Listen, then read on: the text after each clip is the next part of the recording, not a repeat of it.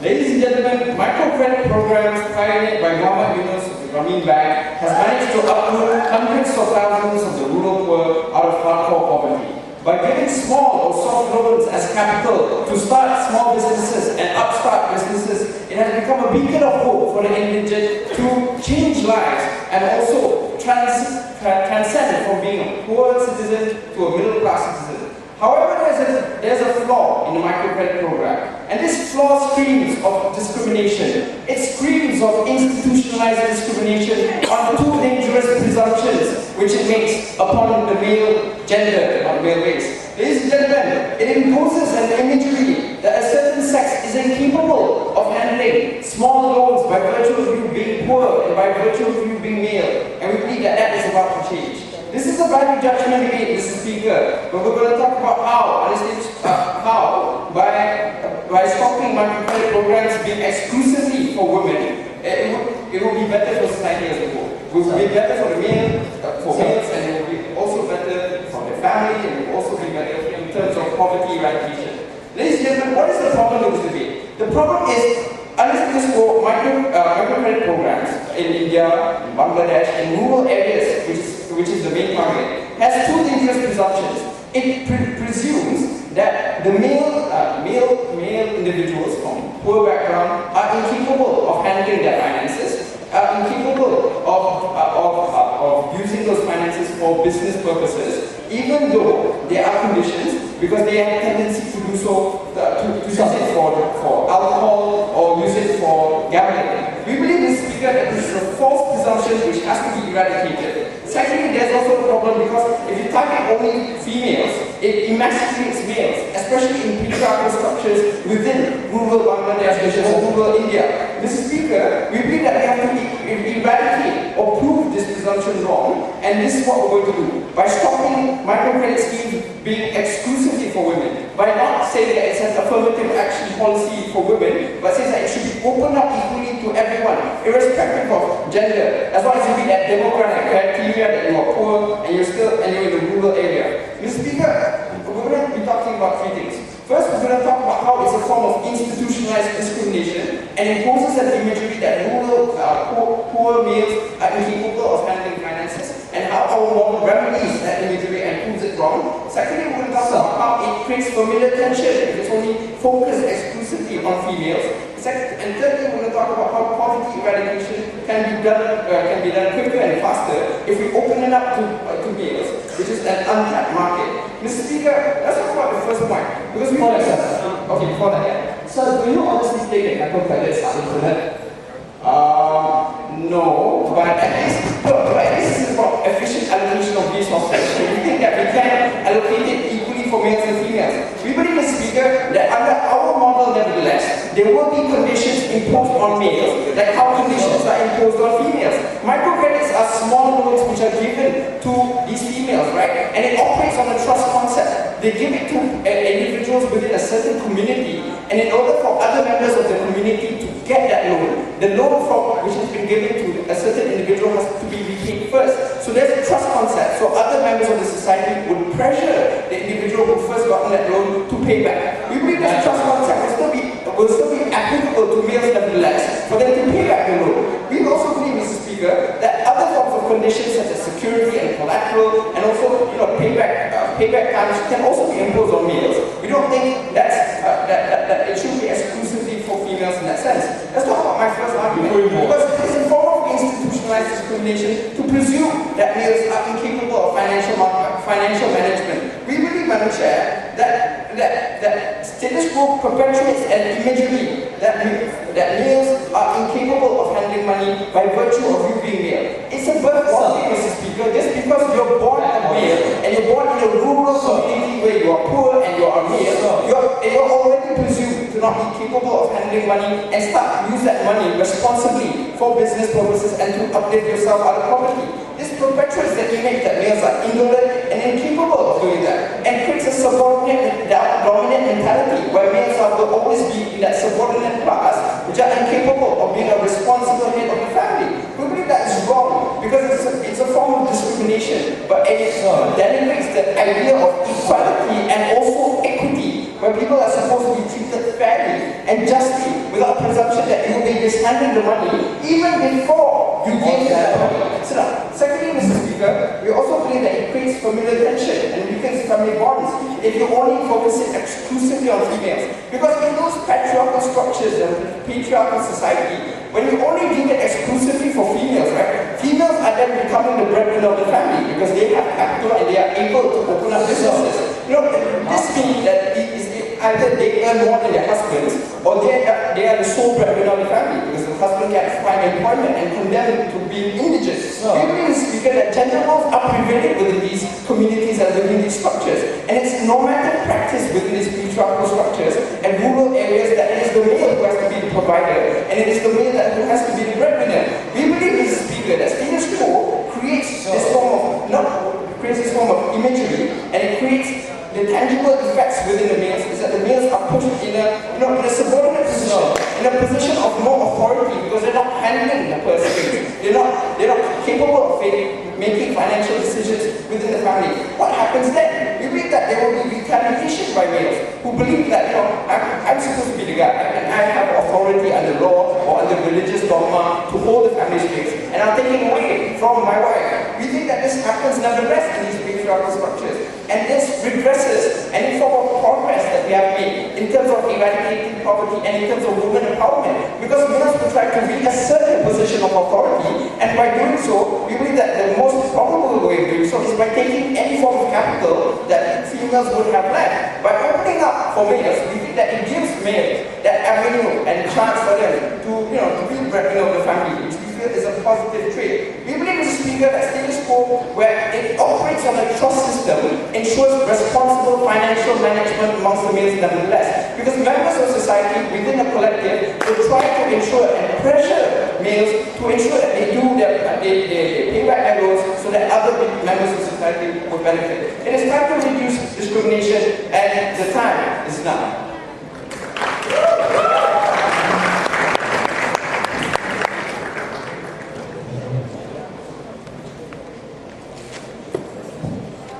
Thank the gentleman for his speech. Now I invite the leader of the opposition to deliver his. Here you go.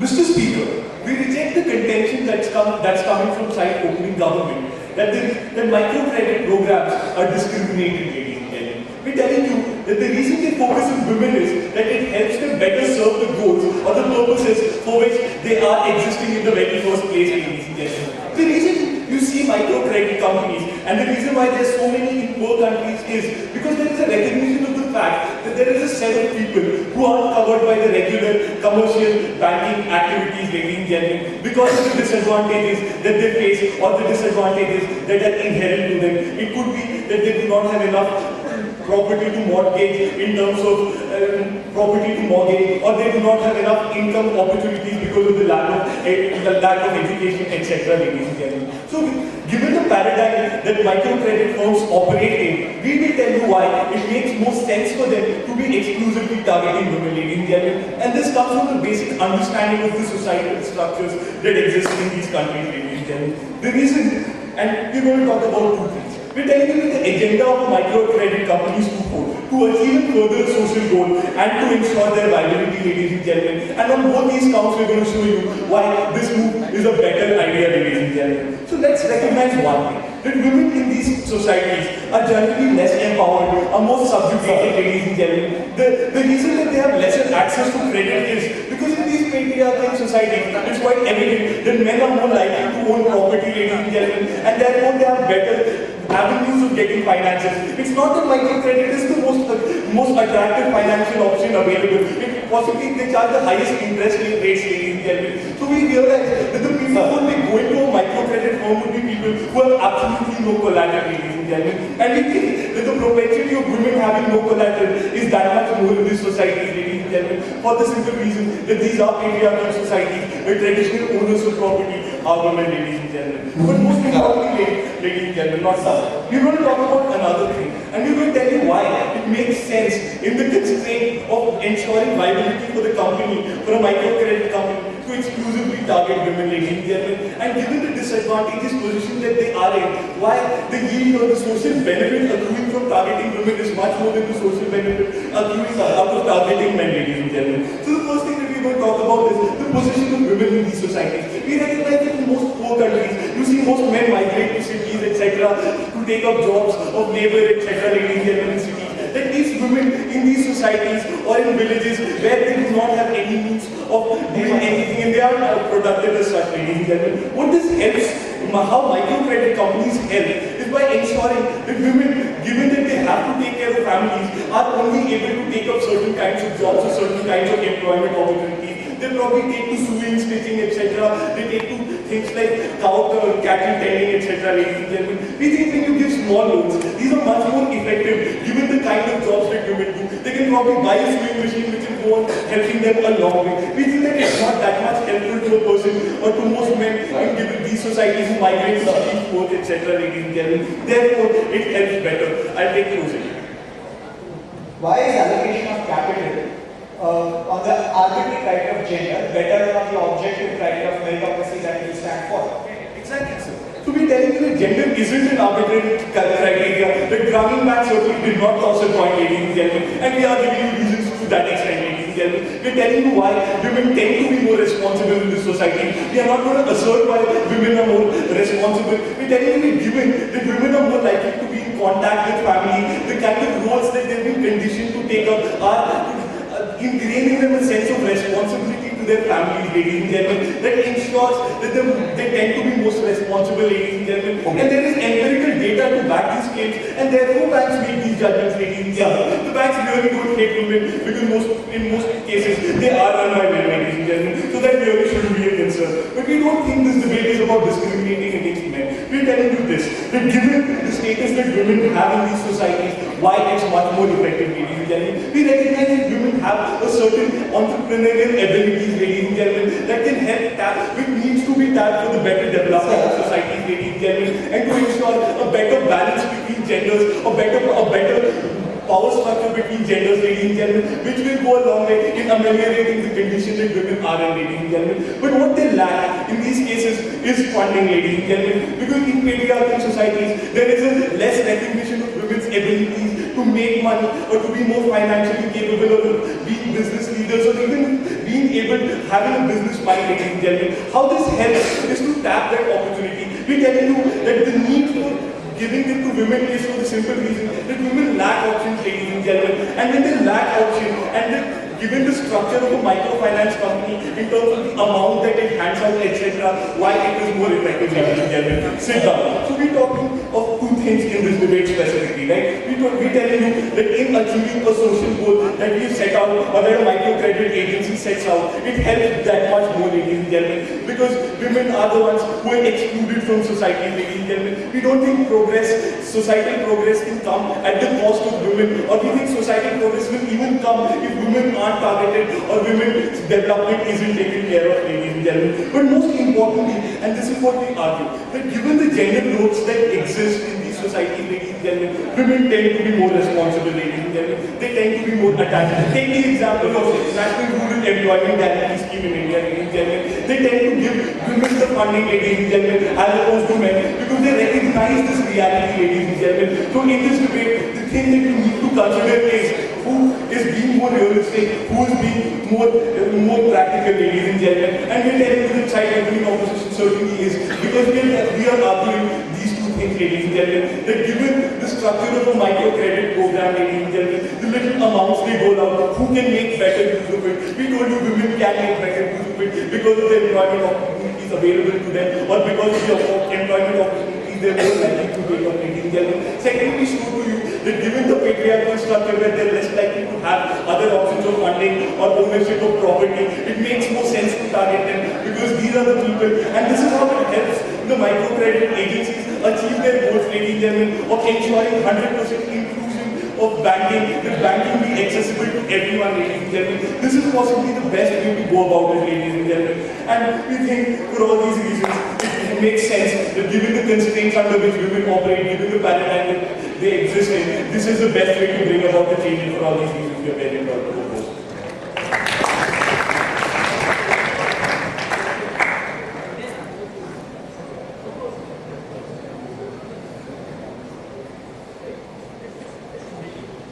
I'd like to request the audience to stay a bit more quiet in the debate zone. So I thank the gentleman for his speech and invite the second speaker, Deputy Prime Minister of the opening government.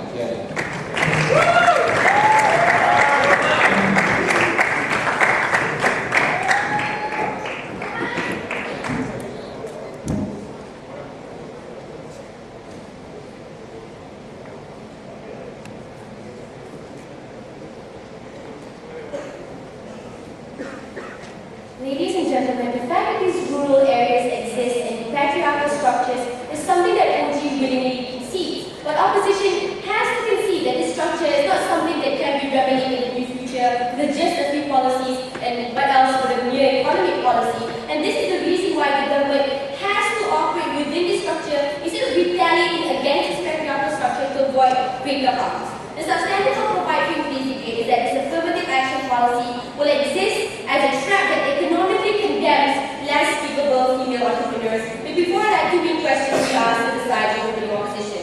Firstly, is affirmative action for women in a patriarchal structure, does them more harm than good? Because this is what they want you to believe. Males are more economically dominant within society, therefore females need extra help. Three main responses are followed. Firstly, the harm that Eric told you was completely unengaged with. We told you because these are patriarchal societies and you're alienating the males, the retaliation these females suffer is worse. This is what will create familial tension by having those males reasserting that authority in ways that are worse than what they could have done under status quo, and ever directly motivate objectives that you wanted to achieve, because then these profits or microcredit schemes that these females acquire will go under the authority of the males within this patriarchal structures that harms those stats. Our second response is this. We're talking about the context of rural areas and hard-core ports. You need to understand that we're not denying microcredit schemes to women at all. We're giving them equal opportunity. And within the hard-core poor, we believe the males within the society also lack means, also lack tools to economically self-actualize within those societies, and you are alienating and discriminating those males from equally self-actualizing themselves within those structures. The response is this. Although these patriarchal structures are patriarchal, we don't believe the government or state authorities discriminate based on genders. We believe that even though these are rural areas, the fact that microcredit schemes exist, it shows that these rural areas has already been penetrated by government authorities and assistance has already been granted. Even in rural Bangladesh, education is already made mandatory to every single child regardless of their gender. So there is a semblance that even though the patriarchal society exists, females within the society also have to be sent to school. Your daughters have to be sent to school regardless. So we that under status quo, the government has to provide tools and means for individuals regardless of gender to self-actualize themselves within their paradigm. But because nonetheless it is a patriarchal structure, by you choosing to prioritize one gender above the other, you're creating massive harms to the female gender and explain them more under my second substantive. My second question is this.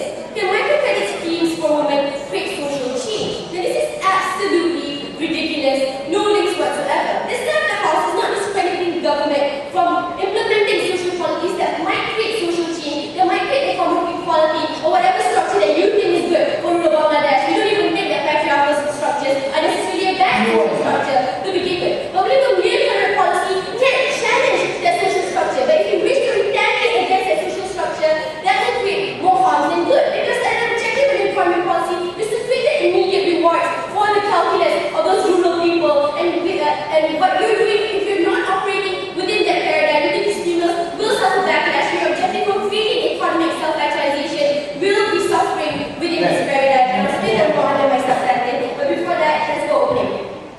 Yeah, ma'am, given that men face less obstruction in migrating to earn, or they have more property with which they can raise funding, do you think women are more disadvantaged and therefore deserve special attention or more focus in terms of giving them funding? That's your assertion. We told you that under status quo governments have penetrated these rural areas and given equal economic opportunities. But the reason why it will cause more harm under your paradigm is that although we're talking about the rural poor, there are men also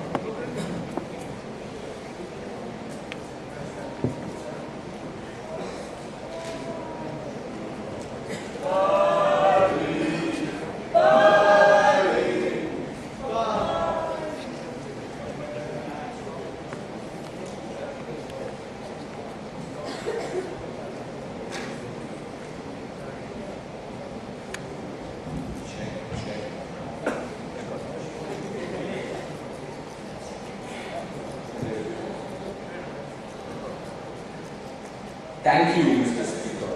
Side government will have you believe that an institution with so much potential for social change, such as microfinance, should be scared of the existing patriarchal structures in these countries. That it must willfully not take them on and look to bring a change about it. They believe we must fold, that we must conform. RVCE 1 in its opening opposition rejects this notion, and we believe that this goes a long way in aiding the greater goal of microfinance in alleviating poverty. I'm going to talk about two things. I'm going to talk about how women empowerment and the general philosophical idea of women empowerment and how it actually manifests, and how this aids in the greater cause of alleviation of poverty. I'm also going to talk about why microcredit is the right tool to use in order to achieve this change as such. But before that, rebuttals. Sit. What did we hear coming from side proposition? There was this initial assumption, there was this initial idea that this is discriminatory to men, that it's somehow institutionally discriminatory, that for an arbitrary reason, that in societies which are predominantly patriarchal, that all of a sudden, just microcredit suddenly decided, let's discriminate against men, let's be different. No, we don't think so.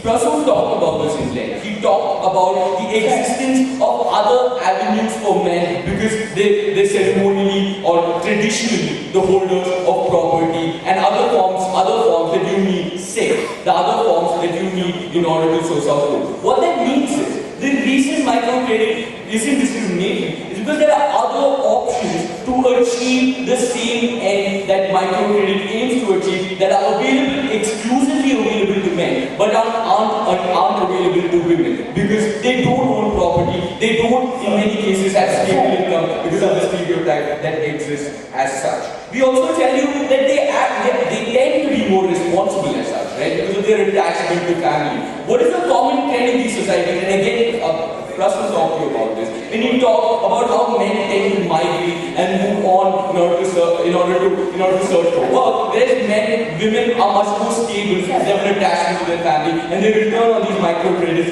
given that there are extremely high interest rates on these loans, that women tend to be more responsible. Then they talk about how they're less capable entrepreneurs, which is on the face of it, which seems rather sexist. But what makes it even more sexist is the lack of analysis here, given what Prasun said. Because Prasun talked to you about how microcredit is looking to empower women in performing those activities from their houses, like stitching, like sewing, like handicraft making, which women are traditionally really good at, which are traditional occupations that women perform in these societies, and how microcredit is designed specifically for that, and how it's perfect for that sort of activity compared to the sort of activities that men perform as such. And then they talk about how there'll be a backlash in society, and how men will try to reassert their authority. We don't think that's true. We simply don't believe this notion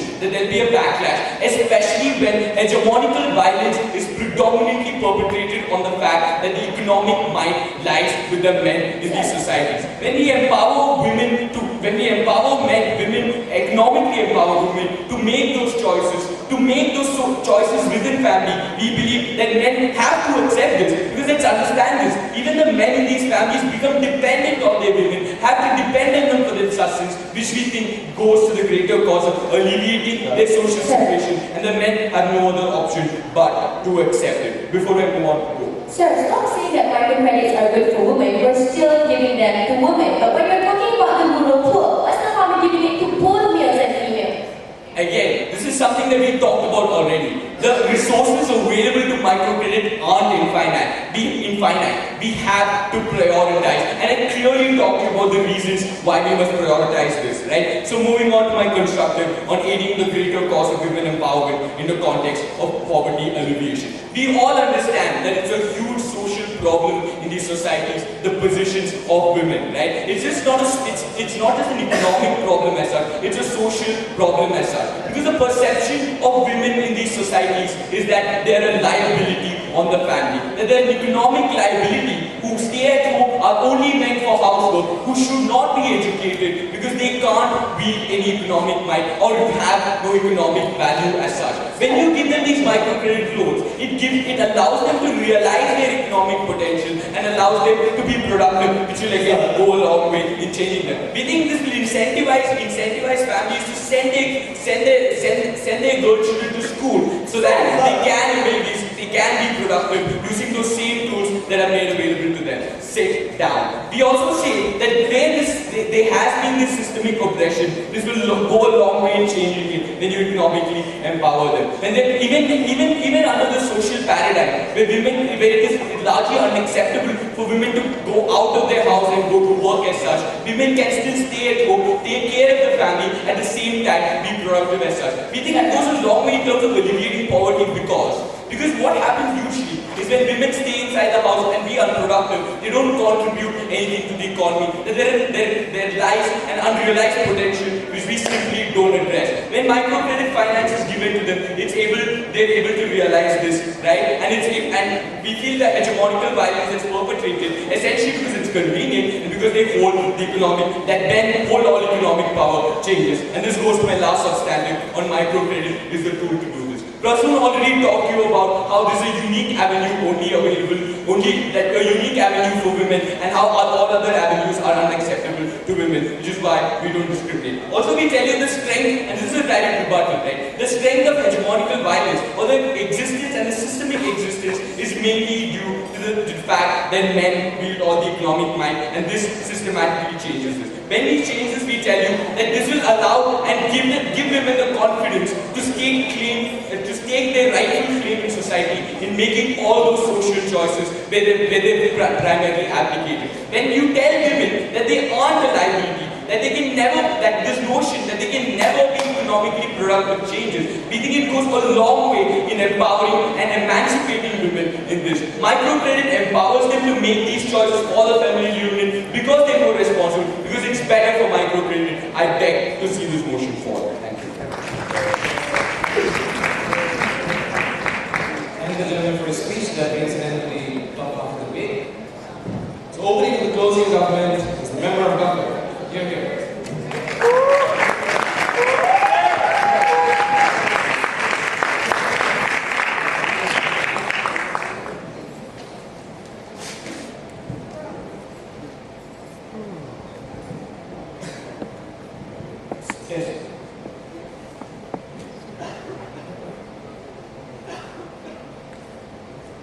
In a society that is as deeply patriarchal as portrayed by opening and conceded by full opening opposition, we think that it's problematic that they're going to bring about both social and economic change to excluding men from it. In that regard, side closing is going to bring you two major forms of extension. We are first going to talk about the principal aims of microfinance and why those aren't served. And we are going to look at some of the practicalities of the discrimination that come out under various scenarios. But before that, let me move on to justice to rebuttal. The rest of them I talk of as and when they come along in my extension. The first idea that I want to bring to this house is the fact that all their arguments were arguments in principle for giving women microcredit. They weren't arguments for making it exclusive to women. We think that is the problem on their side of the house. They never told us why capable men weren't good enough to handle money, why men who had great ideas and new schemes weren't capable of returning that money. They told us that every man was in fact so irresponsible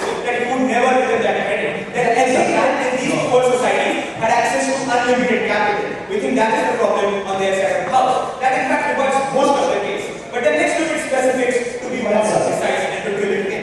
They told us that look, we can get in women empowerment because now we give them that money and now they have the power in their house. That never changes because if you look at the way in which patriarchal societies work, even when women earn their money, it's still the men who are out to control that money. We think the kind of long-term social change that we want to bring doesn't come about under this paradigm. So it's dumb. But more than that, he told us, on the second idea of rebuttal, that we give it only to women because women are more responsible and that women are seen as caregiving. The problem with that is that reinforces the same stereotype that we want to fight. We want to fight the stereotype that only women are more responsible and only women can be more caregivers and women are all to perform certain functions that men cannot have a say down.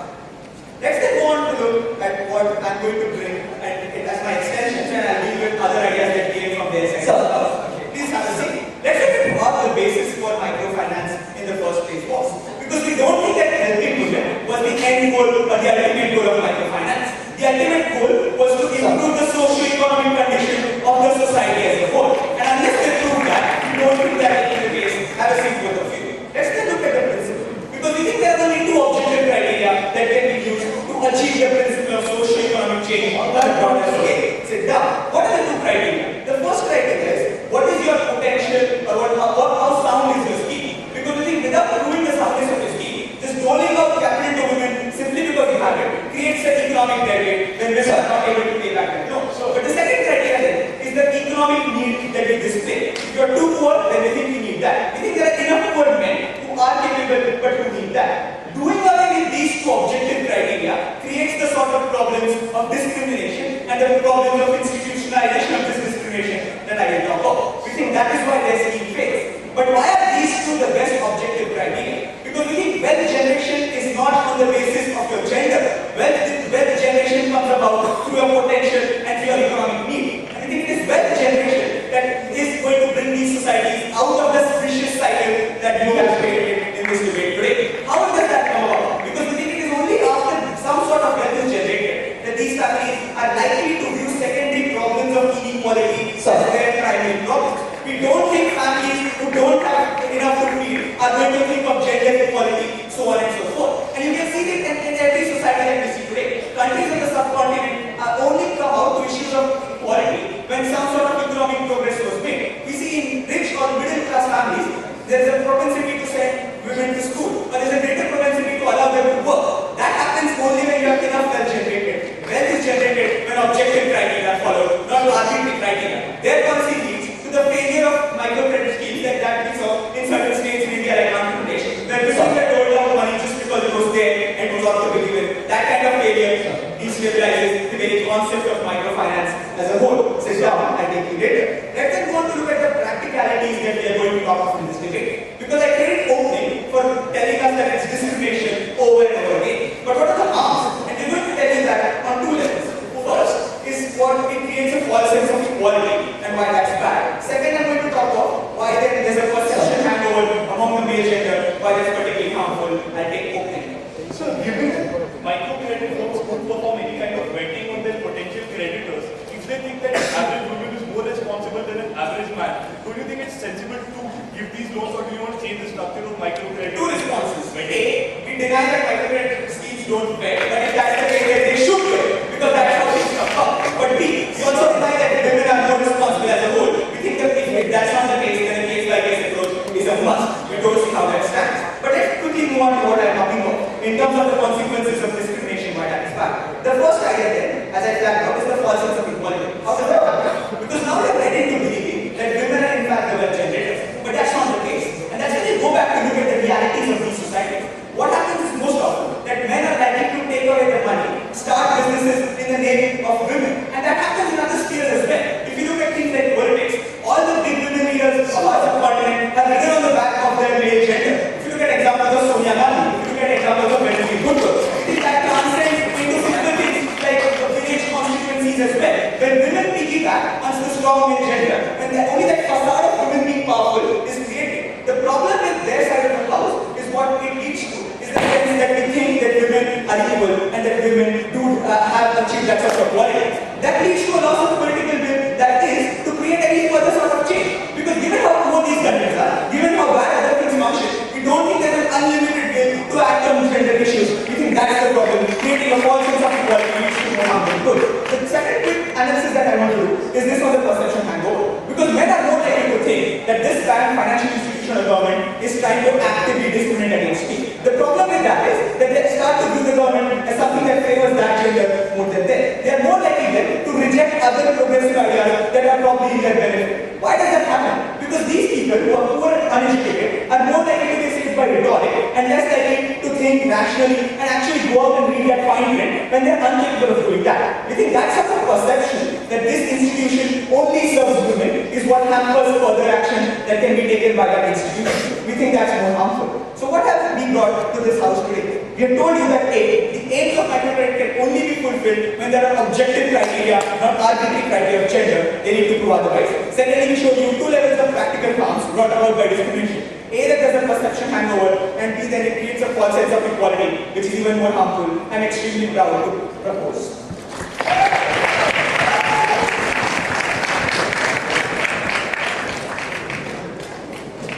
Thank the gentleman for his speech. Invite the member of opposition to open the case for closing opposition.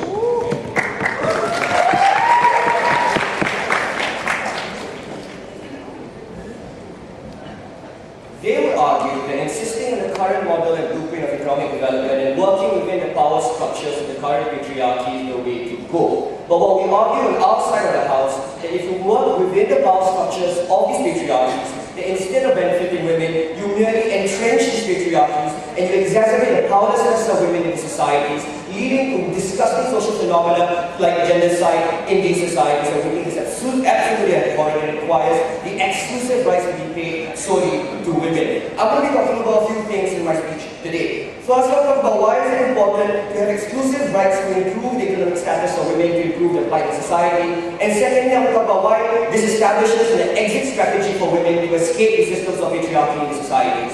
But before that, a few rebuttals. Going up there and argue that, you know what, you're not going to enact any form of social change because any money the women are going to receive are going to go to the men anyway. Three responses. Firstly, if that's truly the case, then there's no issue in this debate today, right? Because the money is going to go to the men and the men are going to be able to use the money to their advantage anyway. So we don't see what they're necessarily talking about. But secondly, right, if you're still going to insist that the money is going to go to the men, then what we're going to do right now is we're going to put in measures to ensure and guarantee that the women are the ones who open up these businesses, who open up these small-time businesses to benefit from their economic ventures. We don't think it's necessarily a bad thing. The third response that we have is that we think that this is an especially good measure to continue with, and we think that this needs to be maintained in the long run.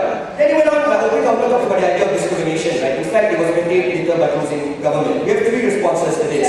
Firstly, that's not true. There is no discrimination involved. The reason why we're paying exclusive attention to women is because we need to help women to combat the systems of patriarchy that exists right now. It's not to send out the message that men are useless, but that men will be able to use it any better. We think that's the reason why these systems are in place. The second response that I have is that discrimination is not necessarily bad, because we think that policies of differentiation that lead to good social outcomes in these societies is something that we're going to go forth with anyway. The third response that we have is that even if the men get this, we don't care because we think it's bloody important.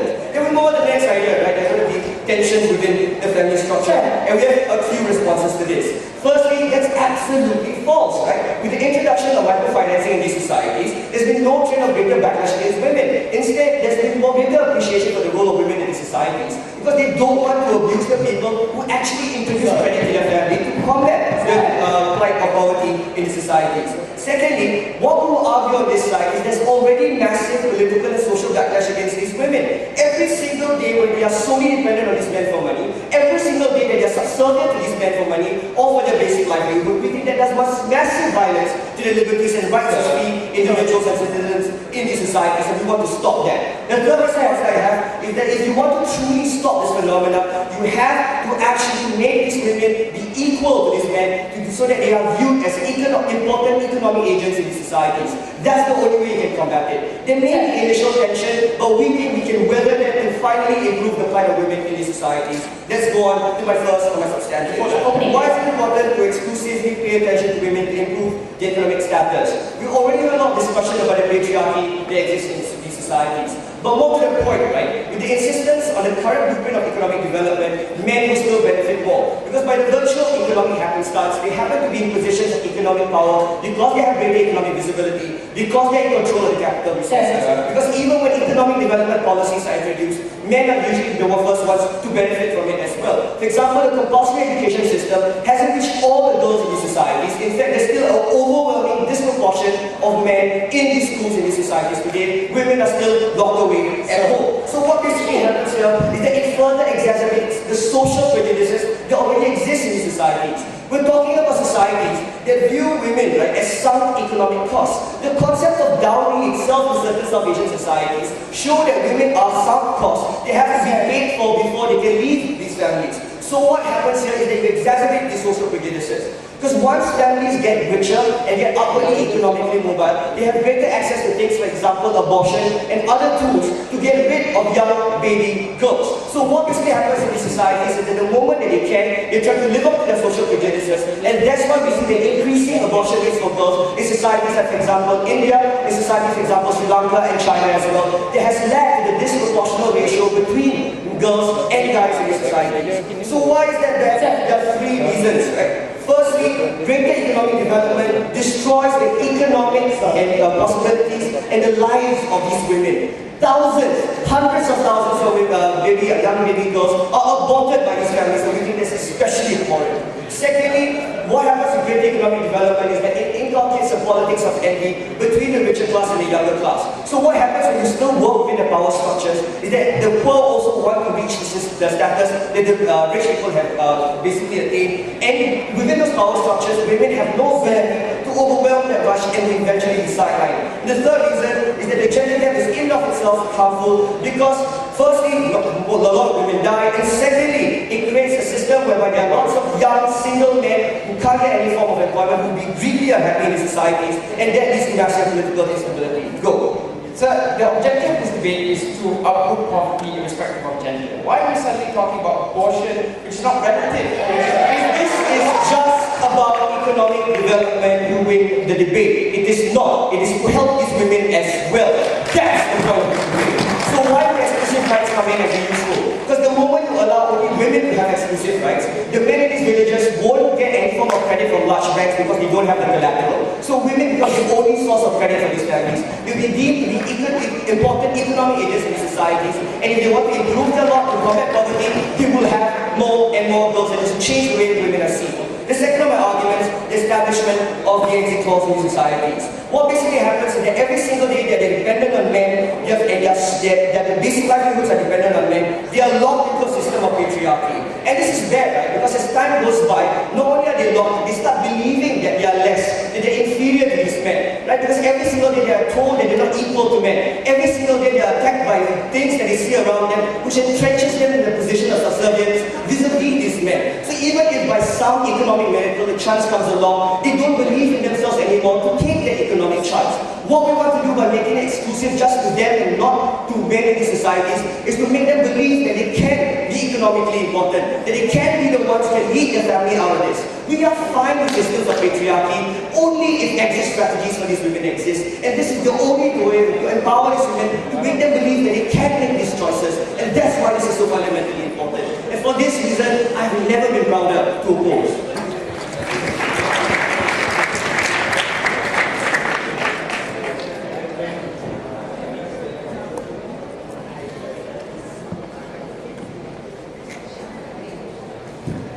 Thank the gentleman for his speech. We invite the whip speaker from the country.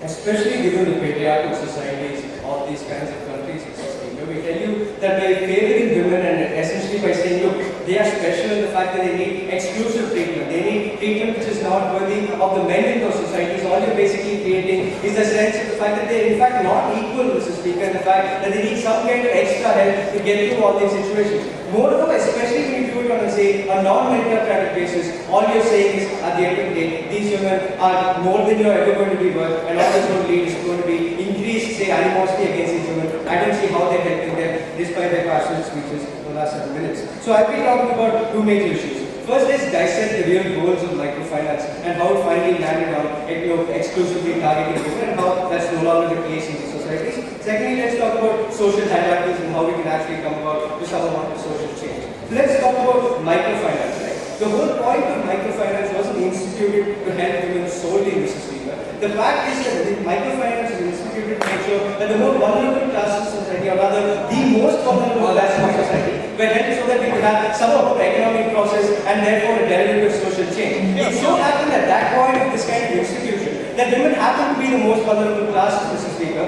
The fact that at that point women could fit the bill, and therefore we tell you at that point of time exclusively treating women was most perfectly on that point. But when you look at the current social paradigm, Mr. Speaker, we tell you that, say, women are given, say, access to funds through these kinds of microfinance. And you say that great amounts of women are being able to come due to the kind of history set about by further women who are able to move past these social paradigms. We then tell you that the base goal of microfinance isn't all about helping women, but to make sure that other such vulnerable classes or classes who don't have the kind of economic advantage or their extra economic advantage. Which then brings back to the point alluded by my member of government, right? That at the end of the day, when it comes to meritocracy, when the basic need of the hour is not about empowering women to such an extent that they cannot say, look, we're all poor as shit, but at least women are treated equally. That's not the point. At the end of the day, they can actually show the kind of economic development. When you can show the fact that they reach that middle class through the kind of meritocracy that we institute, that's the only time this will ever be appreciated, and that's how we tell the social change will ever come to.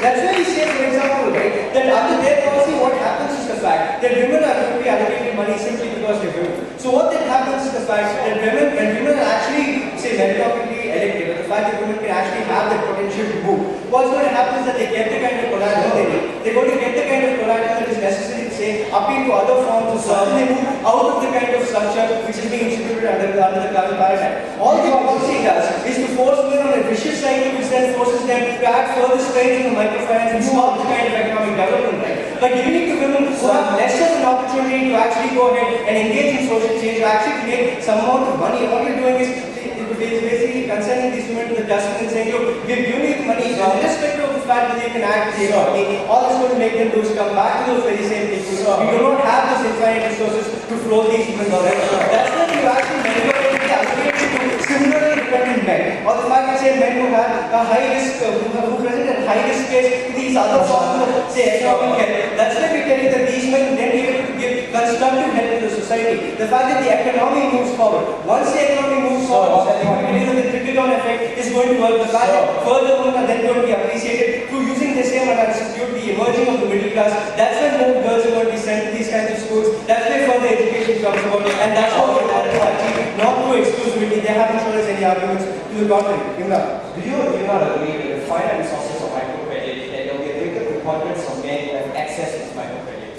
Again, that's assuming there are no, women who are worthy of this, which basically flies against the whole face of microcredit. And we tell you that they're going to be women who are going to be worthy of these resources. They're going to get allocated. They're going to move out of these kinds of vicious cycles of poverty. But then there are also going to be men who are equally poor, who are also going to be able to move out of these cycles, and who then is going to make, say, hold women in equal regard or greater regard, and make sure that they go ahead and, say, give them some kind of empowerment, right? Then let's move on how social hierarchies change and how we finally do away with these kinds of inequality. Right? Because they told us at the present moment anyway, that the exclusivity deals with the fact that women aren't educated. The fact that they can only, that say, gender-based stereotypes is the only way to push them forward. We tell you that that's not true, right? The fact that, yeah, there are these poor classes who do exist who still discriminate against women. We don't contest that. But at the end of the day, right, things like illegal, say, abortion of the women's fetus aren't arguments for things like exclusively going ahead and supporting women, right? These are the things that the law condones anyway. We tell you that only through economically developing these nations, only by giving them some kind of base economy, which gives them that kind of security to look at things ahead of their immediate critical needs. If you actually get them to look at women as equal partners in the society, they will know how that happens.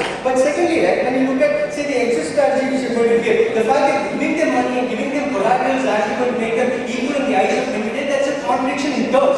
The fact that women have to be mollycoddled by the government, the fact that women are seen as extraneous to the needs, that they have to be given specific treatment is only going to make men think that, look, hey, we have nothing to do with this, right? The fact that women are specially treated, they are obviously not equal because why is the government stepping over? In fact, we don't see how the equality comes right. Let's hope Robin engages on this. Open it. So when you start vetting customers as your speaker suggested, don't you think you'll stop serving the very people you set out to serve, the people who didn't get credit from anywhere? State quality vets these people, Mr. Speaker. See, microcredit is a credit finance system which still needs profit, right? It's not just about giving money to these men, but also to reap the returns and get that money paid back. They give it to those people who show a sound economic strategy and the fact that they have the potential to repay. It's not about giving it indiscriminately to all kinds of people. Get your facts right. But then let's move on to this whole point of false equality, right? Because we tell you that, especially under the, say, status quo, when men see that there is absolutely no meritocracy, and the fact that, especially when they're in dire circumstances, the only way for them to actually progress is going to be to piggyback on these women and use them as a front for their kinds of economic operations, right? At the end of the day, it's not going to be the women who are going to survive anyway. It's only going to be the men who are making money off of the fact that they probably have a spouse who's going to be beaten up. At the end of the day, they don't do much about it, right? We tell you, that's why we say that there is no meritocracy, there isn't going to be any change, and men are going to abuse the system.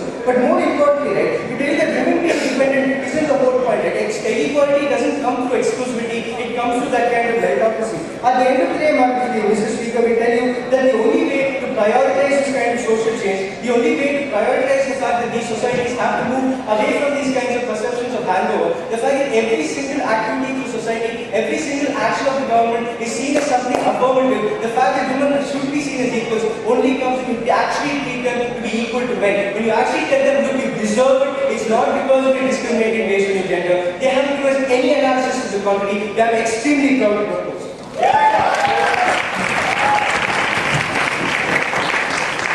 Thank you, gentlemen, for your speech. We wrap up the debate for opposition debate.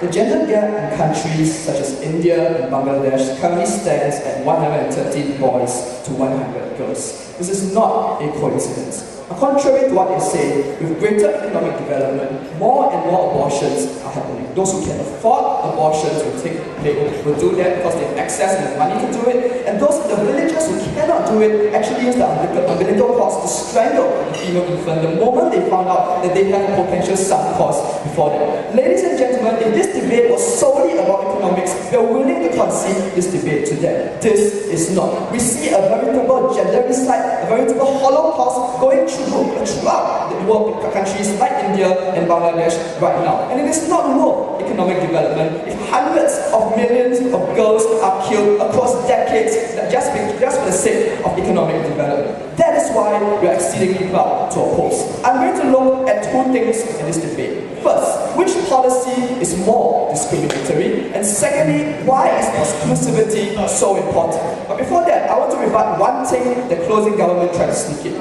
That microcredit financing is meant to help the most vulnerable classes, so it's unfair to limit this to women. To answer with simply this: if we can prove to you in this debate that their policy denigrates the situation of the most vulnerable of individuals in these societies, women, it makes more of them die, and ensures that more of them will be disadvantaged, then we already win this debate. This is where I move on to the first issue. Which policy exactly is more discriminatory? Opening government here simply stated that discrimination is wrong because it denied these chances to men. Closing government extended on this by saying that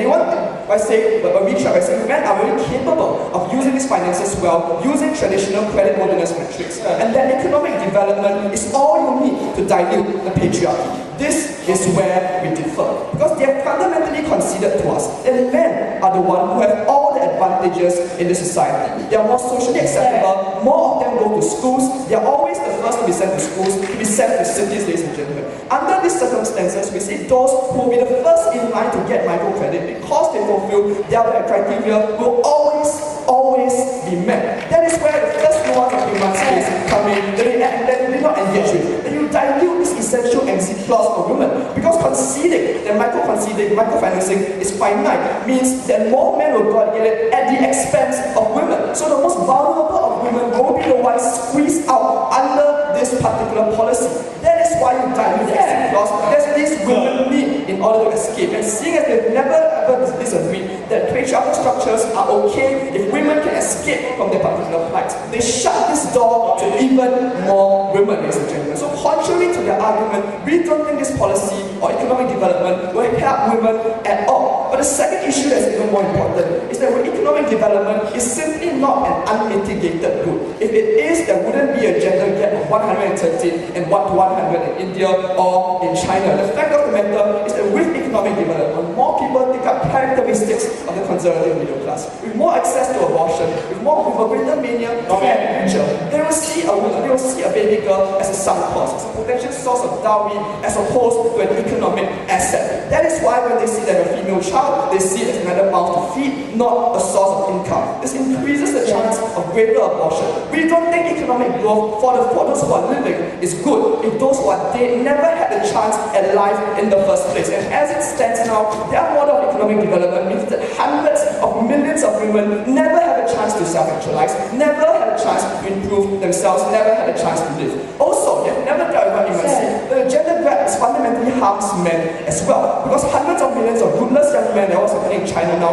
leads to social instability, leads to rootlessness, ladies and gentlemen. See the Middle East, where young men who are unable to settle down because of economic considerations actually led to the Arab Spring that we're seeing right now. For all these reasons, we fundamentally disagree with them that we are being discriminatory, because discrimination presumes that things exist in a vacuum. The threats of economic development and their policy will worsen a lot of women, will deny them the dignity that they so richly deserve. Before that, So you're missing the boat. This government does not ban long-term social policies to create change. By acknowledging that economic policies are for immediate actualization, wouldn't the females be made vulnerable to more immediate harms under your paradigm? firstly, there is immediate actualization. These women can still improve their lot. But secondly, if your immediate actualization comes at the expense of hundreds of thousands of girls being denied the chance to live every day, we don't think it's worth it. If your economic actualization leads to more women being squeezed out of credit and thus not being able to escape this patriarchy, we don't think it's worth it. Economic change is not a panacea.